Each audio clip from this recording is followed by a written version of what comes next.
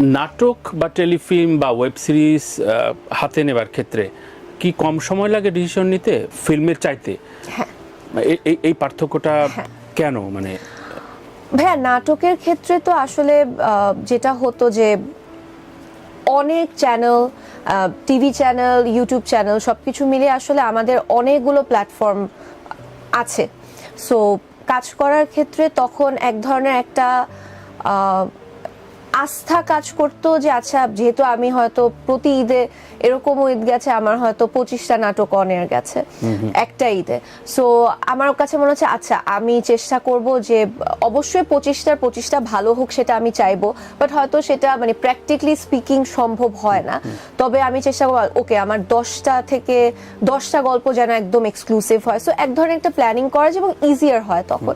সিনেমার ক্ষেত্রে রেসপন্সিবিলিটিটা অনেক বেশি, যেহেতু দর্শক আমাকে হলে গিয়ে টিকিট কেটে দেখছে। সো সেখানে একটা বড় রেসপন্সিবিলিটি কাজ করে।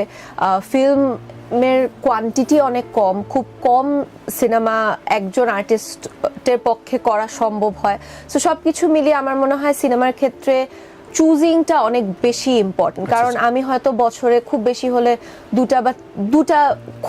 দুটা সিনেমা করতে পারবো।